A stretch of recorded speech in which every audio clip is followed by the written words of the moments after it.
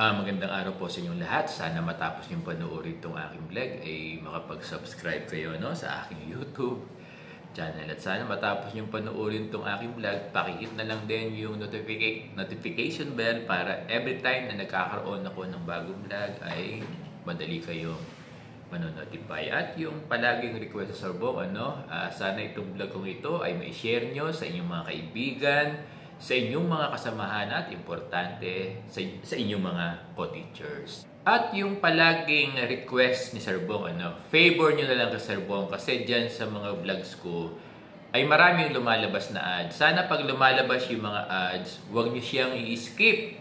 Papanoorin nyo ng bumbuo lahat ng ads na lumalabas dyan sa aking vlog. Pwede ko bang asahan yan sa ating mga kaguruan? Maraming salamat sa inyong lahat. Sa vlog natin ngayon, wala tayong gagawin kung hindi sagutin lang yung mga katanungan ng ating mga subscribers. Yung unang tanong ng ating subscriber, yun daw bang SPED 1, SPED Teacher 1 ay pwedeng lumipat ng regular curriculum? Ang ibig niya sabihin, gusto na niya mabago yung kanyang item at yung existing item niya na SPED Teacher 1 ay gusto na niyang iwan at mag-apply siya ng teacher position sa regular class, sa regular curriculum. Alam nyo, ang salary grade ng SPED Teacher 1 ay salary grade 14. Definitely, mas malaki ang sahod ng isang SPED Teacher 1 compared to Teacher 3. Ang Teacher 3 kasi ay salary grade 13.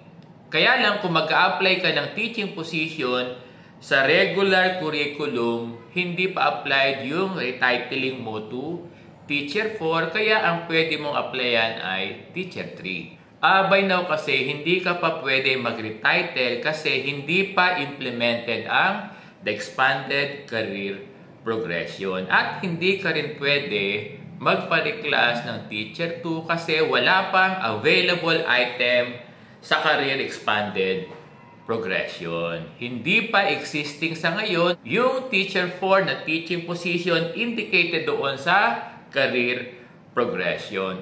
Alam mo kung ako sa iyo, kung ayaw mo na ng work as a SPED Teacher 1, pwede kang mag-apply sa regular curriculum ng teaching position, either Teacher 3 or baka payagan ka mag-apply ng Master Teacher 1. Or mag-stay ka na lang muna as a SPED Teacher 1. Then, pag implemented na ang career progression, saka mo i-apply ng retitling to Teacher 4 yung iyong SPED Teacher 1. Punta naman tayo sa ibang tanong ng ating subscriber. Ang tanong niya, yun daw bang home visitation ay may overload pay? Alam nyo, yes. Meron akong vlog tungkol dito at sinasabi ko roon sa vlog ko tungkol sa work overload na isa itong home visitation na activity ng guro na pwedeng i-compensate under overload pay.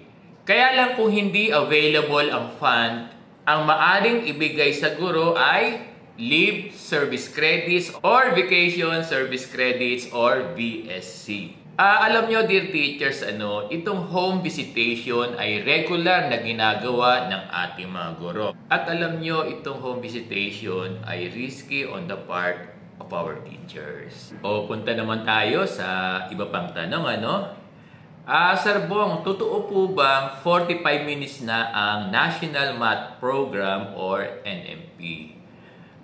Nagtataka ako bakit kasama pa sa inyong class program yung NMP. Kasi sa DepEd order ng flexible class program, hindi nakasama yung NMP.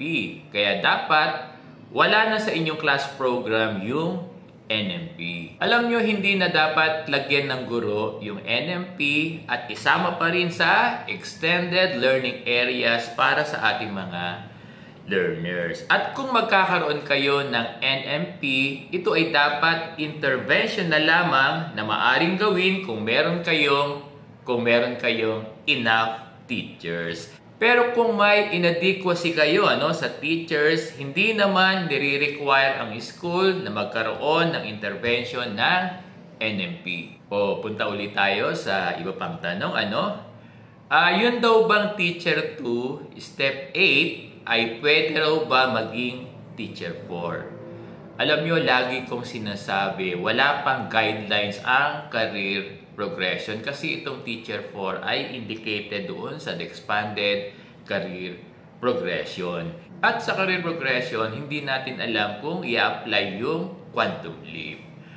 Pero ang sinasabi naman sa career progression, basta qualified ka sa isang teaching position, pwede mo itong applyan. Kaya pwede natin maging assumption kung qualified yung Teacher 2 sa teaching position na Teacher 4 ay maaari niya itong applyan. Kaya lang, dear teachers, gaya ng sinasabi ko, palagi hindi pa implemented ang career progression. Kung ako sa Teacher 2, mag-apply ka muna ng Teacher 3. O punta ulit tayo sa iba pang tanong, sabi ng isang guro, sa 2025 daw ay implemented na yung career progression. Alam niyo, posible. At yun daw COT ay kailangan sa promotion sa expanded career progression. Nababaliktad ko, no?